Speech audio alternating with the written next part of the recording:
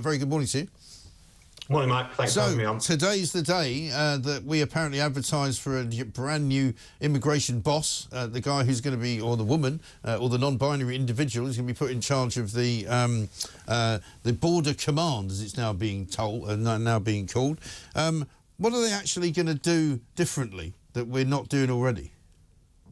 Yes, you're right. Today is the day. It's an incredibly exciting gimmick that the Labour Party have unveiled after describing the Rwanda plan the last several months as an expensive gimmick. They've now decided that they're going to hire a Sue Gray type figure on a undoubtedly six-figure salary to do, well, we're not quite entirely sure. I think there's going to be a lot of negotiations and talking behind the scenes, and I think that's primarily the point of this, is that it takes a lot of the pressure off the Home Secretary and it allows them to effectively say, well, we've got the best man or woman or non-binary person on the case. They're dealing with it. They're the ones having the negotiations. They're the ones talking with Europol. Let's follow their recommendations. Let's do what they say is the best because they're the expert.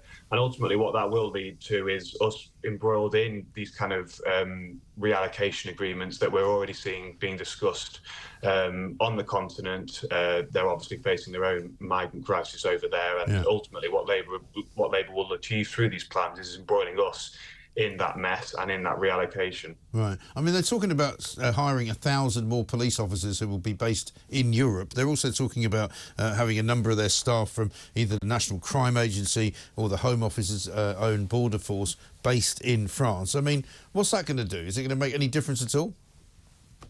No, not at all, not at all. And obviously, let's not forget, this is all with the intent of smashing the gangs, because apparently it's the gangs that need smashing, and once you smash the gangs, you cut off the supply of the problem. But that seems to ignore the very obvious fact that the only reason the gangs have been able to actually make a business model out of this is because of the huge demand for people wanting to cross the channel. And why is there that huge demand? Well, it's because we're seen as a soft touch. People see the UK as a place where they can come and face very little chance of being deported or facing any real sanctions for breaking the law and entering our country illegally. So the whole premise of the Labour plan, the idea that it needs to be the gangs that we go after rather than the systemic draw factors that are pulling migrants here, is fundamentally wrong, and it's ultimately going to lead to a lot of wasted time, resources, and do nothing to stop the boats. Yes, exactly right. Because I've often said, I mean, saying they're going to smash the gangs is a bit like saying we're going to smash the drug gangs, we're going to stop drugs being imported into the country. Well, they're not, are they? I mean, nobody's going to be able to do that because it's so bleeding lucrative that people are willing to die doing it. And the traffickers are now making more money from people than they are from drugs. Well, exactly, and these gangs aren't exactly entities registered with Companies House. It's not a very clear how you actually define that you've smashed a gang, because they're so devolved and they're so network-based between individuals and contacts and on the ground that effectively what you'll see is you take down one and upspring another 3 or 4, because so long as the demand is there, this is, as you say, incredibly lucrative, and it would be in any ne'er-do-well's interest to keep going with this rather than endeavouring to take part in drugs, because the money is in migration. And meanwhile, the thing they haven't really said much about is what they're doing about the backlog of people who are already here, of which we know at the very least number 120,000, could be 150,000 now. I mean, what are they going to do about them?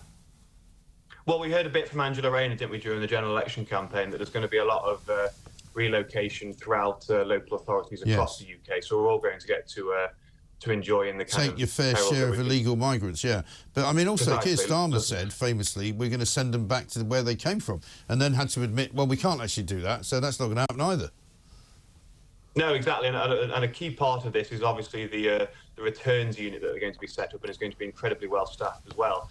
They're going to be returned from where they came, but they seem to be missing the fundamental fact that a lot of these migrants are, as they're crossing the channel, chucking their documentation overboard, tearing it up, and leaving us with no trace as to where they've actually come from. So this idea that we're going to be able to return them to somewhere, it seems to be based on this premise that everyone's going to be handing over their passport and their documentation as they arrive on the Kent beaches, and it's absolute nonsense. But this is unfortunately what